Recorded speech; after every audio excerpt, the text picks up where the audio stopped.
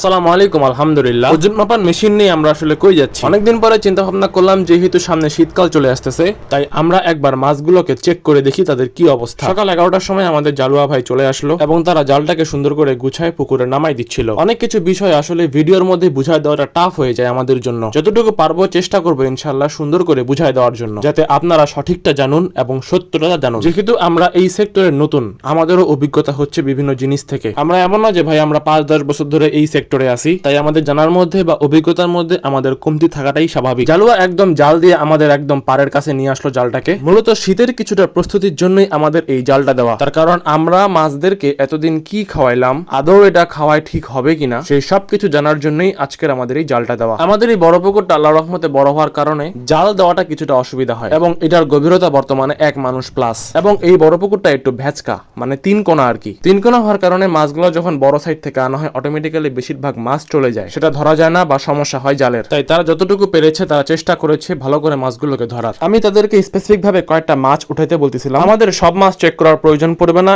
Specific ভাবে কয়েকটা মাছ যেমন তেলাপিয়া, বাটা এগুলো চেক করলেই আমাদের একটা ধারণা চলে আসবে। এখন আমি তেলাপিয়া গুলোকে আলাদা করে বাছতেছিলাম এবং পাল্লাটার উপরে গুনে গুনে রাখতেছিলাম যে কয়টা মাছ হচ্ছে আসলে। আলহামদুলিল্লাহ বড় পুকুরে তেলাপিয়া মাছ 21টাই কেজি চলে আসছে। তবে বিষয় হচ্ছে আপনাকে সবসময় চিন্তা করতে হবে তেলাপিয়া মাছের সাথে টাইম পিরিয়ড। তেলাপিয়া মাছের সাথে টাইম পিরিয়ড ভেরি ইম্পর্টেন্ট। আমার যে এক্সপেকটেশন ছিল তার বাইরে চলে গেছে এই ওজন। আমি আশা করছিলাম এই মাছগুলো 10টাই কেজিতে আসবে, কিন্তু অলরেডি 21টাই কেজিতে চলে আসছে। এটা আমার জন্য কিছুটা দুঃখজনক এবং হতাশাজনক। এখন বলি মাছের বয়স। তেলাপিয়া মাছের বয়স আমাদের বড় পুকুরে 3 মাস প্লাস। এই মাছগুলো হচ্ছে ব্রাকের বাটা মাছ। ব্রাক থেকে আমরা নার্সারি করে যেই মাছগুলোকে ছাড়ছিলাম বড় পুকুরে, সেগুলোই এই মাছগুলো। আলহামদুলিল্লাহ আলহামদুলিল্লাহ আলহামদুলিল্লাহ, এগুলোর গ্রোথ মাশাআল্লাহ অনেক ভালো হয়েছে। ব্রাকের এই বাটা মাছগুলোর বয়স 2 মাস। এগুলো আমি রেনু নিছিলাম, সেটা আপনারা ভালো করেই জানেন। এখন তেলাপিয়ার এই সমস্যাটা হওয়ার কারণ কি, এটা আপনাদের সামনে একটু খোলাসা করি। আমাদের পুকুরে যখন কার্প জাতীয় মাছগুলো আমরা পরিবহন করি এবং ছাড়ি, তখন তেলাপিয়া, দেশি তেলাপিয়া অন্য পুকুর থেকে আমাদের পুকুরে চলে আসে। দেশি তেলাপিয়াগুলো যার ফলে বংশ বিস্তার করে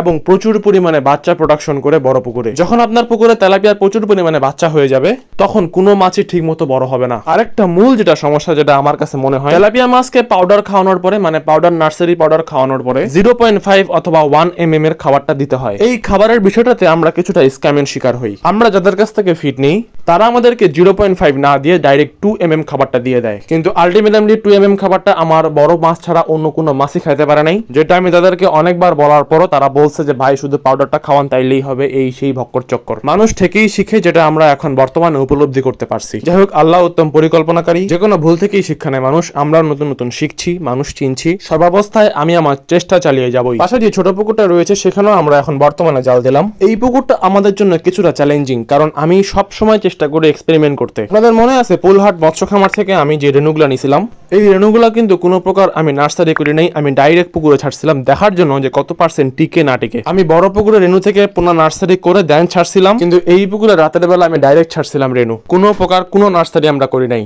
এটাই দেখার জন্য যে কত পার্সেন্ট মাছ আমরা টিকাইতে পারি। এই পুকুরে 1.5-2 কেজি বড় মাছও ছিল, কাতলা মাছও ছিল, সবকিছুই ছিল। তাও আমরা এই রিস্কটা নিছিলাম যে দেখার জন্য কত পার্সেন্ট মাছ টিকে। এবারও আলহামদুলিল্লাহ আল্লাহ আমাদেরকে বাটা মাছে কোনো প্রকার হতাশা করে নাই। আলহামদুলিল্লাহ প্রচুর পরিমাণে বাটা মাছ, যা ব্রাকের রেনু থেকে সরকারি মৎস্য খামারের এই রেনুটার খুব ভালো রেজাল্ট, যেটা আমি নিজে প্রমাণ পেয়েছি। এখানকার তেলাপিয়া মাছটা আমাকে সেম হতাশাই করছে, কারণ এখানে হচ্ছে 0.5টা আমরা খাওয়াইতেই পারি নাই মাছদেরকে। আপনি যেটা জানেন না সেটা কেনই বা আপনি আমাদেরকে মিথ্যা আশ্বাস দিবেন। আমি সর্বস্থায় বলি আল্লাহ উত্তম পরিকল্পনাকারী। তবে আলহামদুলিল্লাহ বাটা মাছ নিয়ে আমি স্যাটিসফাইড। তারপরের দিন একদম ভোরবেলা আমরা চলে যাচ্ছিলাম বাজারে। আমরা আগের দিন আমরা সাধ্যমতো পেঁপেগুলা পেরে রাখছিলাম এবং সকালেই চলে আসছি বাজারে, একদম ভোর সকালে, কারণ কাঁচা বাজারটা একদম ভোর সকালেই লাগে। সকাল সকাল সবাই সবজি নিয়ে বাজারে আসে। ভ্যানে করে অলমোস্ট আমরা 5 মনের মতো পেঁপে নিয়ে চলে আসি। বর্তমানে পেঁপের বাজার মূল্য খুবই কম, সাথে আবার বাজারে নিয়ে আসলে ভাড়া আছে, প্লাস হাকে যে মালটা নিবে সেও আবার কিছুটা পার্সেন্টেজ নেয়। সব মিলে পেঁপে তো আমরা কিছুটা কম দাম পেয়েছি। পেঁপেগুলো সব নামাচ্ছিল এবং আলহামদুলিল্লাহ আমাদের পেঁপের সাইজগুলো দেখেন কত বড় বড়। এগুলো হচ্ছে ব্রাকের বাবু জাত, অর্থাৎ হাইব্রিড জাত আর কি। আমরা কালকে 2টা পেঁপে ওজন করছিলাম, 2টা পেঁপে আলহামদুলিল্লাহ 5 কেজি 5.5 কেজি হয়েছিল। আশা করি বুঝতেই পারছেন কেমন সাইজ হবে আসলে এগুলার। নজর খুব খারাপ জিনিস, যেটা আমি সবসময় বিশ্বাস করি। নজরে মানুষ ধ্বংস পর্যন্ত হয়ে যায়। তারপরও চেষ্টা করি সবকিছু আপনাদের সামনে তুলে ধরা। আপনারা আমাদের জন্য দোয়া করবেন, আল্লাহর জন্য আমাদের ব্যবসায় বারাকা দান করে এবং আমরা যেন আমাদের ব্যবসাটাকে সঠিকভাবে পরিচালনা করতে পারি, সেই তৌফিক যেন আল্লাহ আমাদেরকে দেয়। আসসালামু আলাইকুম ওয়া রাহমাতুল্লাহ।